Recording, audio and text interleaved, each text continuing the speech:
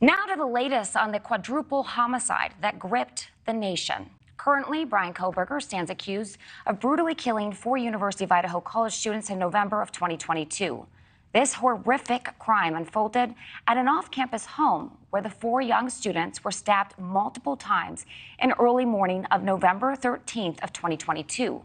Kohberger has pleaded not guilty to the murders. This week, Kohberger's parents were called to testify before a grand jury. The proceedings are by nature very secretive, but also closed door. But their testimonies could be shared with investigators based on a Pennsylvania law that allows judges to release transcripts to agencies after a court hearing. Meanwhile, the families of Kaylee Gonzalez and Madison Mogen have filed notices. They plan to indicate the pursuit of legal action against the city within the next 2 years. Kaylee's father, Steve Gonzalez, seeks clarity on the state's intention to seek the death penalty. We can't sit here and say, oh, if there was 5 victims or 6 victims or 7 victims, then you go for the death penalty? No, it's been crossed. The line's been crossed, and we're going to go there. So emotions are running high as the trial approaches. Both the victims and the families and the greater Moscow community, they want nothing more than justice for their lost loved ones. Attorney Shanon Gray, representing the Gonzalez family, joins us to discuss. Thank you so much for your time. Thank you. Can you kind of provide us with an update? We know Bryan Kohberger was in court this week. What is the latest?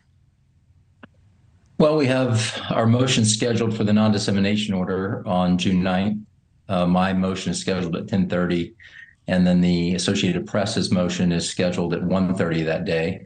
I'm not sure if the judge will make a ruling that day or if the judge will take some time to make a decision on the rulings. And then we have Mr. Kohberger's trial set into October. So, well, could you go ahead and elaborate the family's intention to seek justice beyond the criminal trial? What are their expectations? What do they want?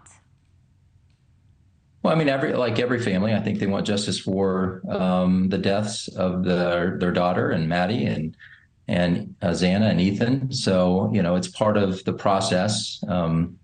The tort claims notice that I filed is just standard procedure. That's something that has to be filed to protect the interests not only of the families, but the victims, and the community.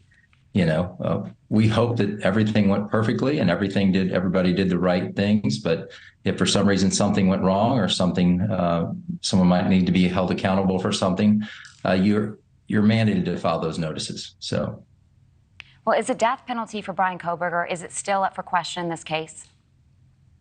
Well, we spoke with the prosecutor on the case, Mr. Thompson. He's going to meet with all the families, I think, individually, and then make a decision based on that. So the Gonzalez family obviously supports the death penalty in this case. So, how are the families doing right now? How are they coping with the loss of their loved ones? Have they had any mental health support providing them during this difficult time? Well, they're a strong family. I think they all have their good days and their bad days. They still have other children to raise. Kaylee had sisters and a brother, and so they're still trying to move forward with those types of things. But, every day is a challenge. Some days are more emotional than others. The arraignment on Mr. Kohberger hit, Christy pretty hard, and Steve had to try to be a rock on that day. And then some days Christy has to be a rock for Steve. So I prepared them moving forward on all of the things that might happen and how the timeline might play out. But they are a great family. Yeah, it's really an awful situation.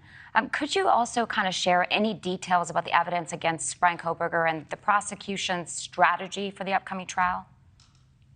We don't have any of that information.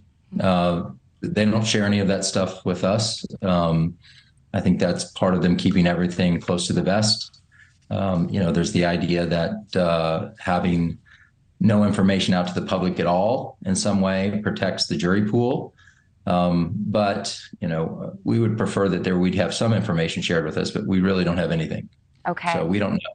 Shanon Gray, thank you for your time. Thank you. We will be following.